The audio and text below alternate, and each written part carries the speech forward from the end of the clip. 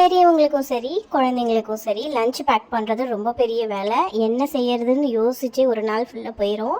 அந்த மாதிரி யோசனையில் இருக்கும்போது சூப்பராக மணக்க மணக்க இந்த மாதிரி சன்னா பிரியாணி செஞ்சு கொடுங்க. ரொம்பவே விரும்பி சாப்பிடுவாங்க. எப்படி செய்யறதுன்னு பார்க்கலாம். அதுக்கு முன்னாடி நம்ம சேனலை சப்ஸ்கிரைப் பண்ணிடுங்க. பாஸ்மதி அரிசி வந்து ஒரு 20 நிமிஷம் நல்லா கழுவிட்டு ஊற வச்சு வச்சுருக்கிறேன். அதுக்கப்புறம் இங்கே பார்த்தீங்கன்னா வெள்ளை கொண்டக்கடலை இருக்கு இல்லையா, அது வந்து ஊற வச்சு உப்பு போட்டு வேக வச்சு வச்சுருக்கிறேன். நல்லா வெந்துருச்சு. இது 4லேருந்து 5 விசில் வச்சு வேக வச்சு வச்சுருக்கிறேன். இது வெந்தால் தான் நம்மளுக்கு கரெக்டாக இருக்கும். அதனால் ஊற வச்சு வேக வச்சு வச்சுருக்கிறேன். அதுக்கப்புறமா ஒரு குக்கரில் நெய் 1.5 ஸ்பூன் அளவுக்கு நெய் விட்டுருக்கிறேன். நெய்யும் எண்ணெயும் சேர்த்து பண்ணும்போது பிரியாணி இன்னுமே ரொம்ப சுவை கூடுதலாக இருக்கும். தேவையான அளவு 1.5 ஸ்பூன் நெய்னா 1.5 ஸ்பூன் எண்ணெயும் விட்டுக்கோங்க. நார்மலாக குக்கிங் ஆயில் தான்.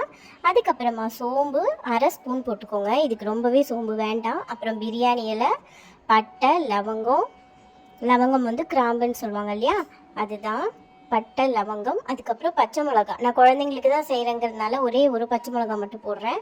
அதுக்கப்புறமா வெங்காயம் வந்து பொடி பொடியாக கட் பண்ணி வச்சதையும் நான் போடுறேன். இப்போ பாருங்கள், ரொம்ப சூப்பராக இருக்கும் இந்த ரெசிபி. ரொம்ப ஈஸியாகவும் செஞ்சிடலாம். வெங்காயம் வந்து நல்லா வதங்கணும். இந்த ஸ்டேஜில் நான் இஞ்சி பூண்டு விழுது போடுறேன். இந்த வாட்டி நான் இஞ்சி பூண்டு விழுது அரைச்சி வைக்கல, நான் கடையிலேருந்து வாங்கிக்கிட்டேன், டைம் இல்லைங்கிறதுனால.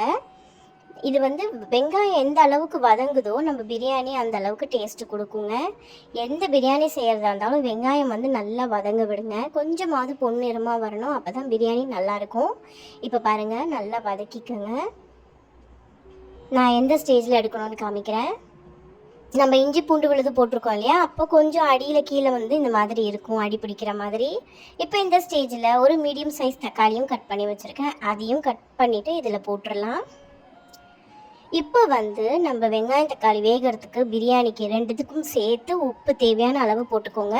நம்ம ஏற்கனவே சுண்டல் வேக வைக்கும்போது உப்பு போட்டிருக்கோம், அதனால பிரியாணிக்கு தேவையான அளவு மட்டும் உப்பு போட்டுக்கோங்க. அதுக்கப்புறமா மிளகாத்தூள் 1 ஸ்பூன், தனியாத்தூள் வந்து 1/2 ஸ்பூன் போட்டிருக்கிறேன். அதுக்கப்புறம் 1/4 டீஸ்பூன் வந்து மஞ்சள் பொடி போட்டிருக்கிறேன். நான் குழந்தைங்க சாப்பிட்றாங்க அப்படிங்கிறதுனால மசாலா நிறைய போடலை. இதுலேயே நம்மளுக்கு டேஸ்ட்டு சூப்பராக வந்துடும். இங்கே பாருங்கள், அடியில் வந்து கொஞ்சம் இது மாதிரி இருக்கும், அடி பிடிச்ச மாதிரி இருக்கும். ஆனால் நம்ம இஞ்சி பூண்டு விழுது போட்டதுனால அந்த மாதிரி மீடியம்லேயே வச்சு நீங்கள் இது வதக்கி விட்டுட்டே இருங்க. கொஞ்சமாக புதினா, கொத்தமல்லி போட்டிருக்கிறேன்.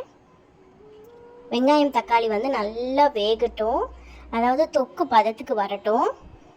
தொக்கு பதத்துக்கு வந்ததுக்கு அப்புறமா நம்ம இந்த ஸ்டேஜில் நம்ம வச்சுருக்கிறோம் இல்லையா வேக வச்சு, அதை வந்து சுண்டல் வந்து இதில் சேர்த்துக்கலாம். இப்போது வேக வச்சு வச்ச சுண்டலை இதில் நம்ம சேர்த்துக்கலாம். ஏன்னா நம்ம பிரியாணி வந்து ஒரு விசில் தான் விடுவோம், சுண்டல் வேகாது. ஏற்கனவே ஒரு 4-5 விசில் வச்சு வேக வச்ச சுண்டலை தான் நம்ம போடணும். இப்போ பாருங்கள், எல்லாத்தையும் ஒன்று சேர கலந்து விட்டுக்கோங்க. இப்போ வந்து ரேஷியோ நல்லா பார்த்துக்கோங்க. நான் வந்து 1.5 கப்பு ரைஸ் எடுத்துருக்கிறேன். 1.5 கப்புக்கு 3 கப் ரைஸ் வந்து தண்ணி வந்து கரெக்டாக இருக்கும். 1 கப்புனா 1.5 கப்பு தண்ணி கரெக்டாக இருக்கும். நான் வீடியோவோட எண்டுலேயும் வந்து டிஸ்கிரிப்ஷன்லேயும் கொடுக்குறேன், வீடியோவோட எண்டுலேயும் அளவு சரியான அளவு வந்து கொடுக்குறேன். 1.5 கப்பு நான் ரைஸ் எடுத்ததுனால 3 கப்பு தண்ணி வந்து நான் விட்டுருக்குறேன் பிரியாணியில். இப்போ மூடி போட்டு மூடிடுங்க.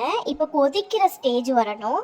இந்த மாதிரி கொதி வரும்போது ஊற வச்சுருக்கோம் இல்லையா பாஸ்மதி ரைஸ், அதை எடுத்து போட்டுருங்க. ஊற வச்சு பாஸ்மதி ரைஸ் தண்ணி இல்லாமல் போடணும். இப்போ நல்லா தண்ணியெல்லாம் வடிச்சிட்டு ரைஸை போடணும். இந்த மாதிரி கலரை விட்டுட்டு குக்கரை வந்து மூடி போட்டு மூடிடுங்க. இந்த மாதிரி கொதிக்கும் போது லேசாக ஒரு 1/2 ஸ்பூன் அளவுக்கு நெய் விட்டிங்கன்னா கொஞ்சம் வாசனையாக இருக்கும். இது ஆப்ஷனல் தான், வேண்டாம் அப்படின்னா விட்டுறலாம். மூடி போட்டு மூடிட்டு ஒரே ஒரு விசில் மட்டும் வைங்க. 5 நிமிஷம் சிம்மில் வச்சு எடுத்தீங்க அப்படின்னா மணக்க மணக்க சூப்பரான சன்னா பிரியாணி ரெடி ஆயிரும். மறக்காமல் ட்ரை பண்ணி பார்த்துட்டு எப்படி இருக்குன்னு எனக்கு கமெண்ட்டில் சொல்லுங்கள். நிறைய பேர் நம்ம சேனலை சப்ஸ்கிரைப் பண்ணாமல் பார்த்துட்ருக்கீங்க. இன்னும் சப்ஸ்கிரைப் பண்ணலைன்னா மறக்காமல் சப்ஸ்கிரைப் பண்ணிக்கோங்க. இன்ட்ரெஸ்டிங்கான வீடியோ, ஈஸியான ரெசிபியோடு வந்துகிட்டே இருக்குது. இன்னொரு வீடியோவில் சந்திக்கிறேன். பாய்.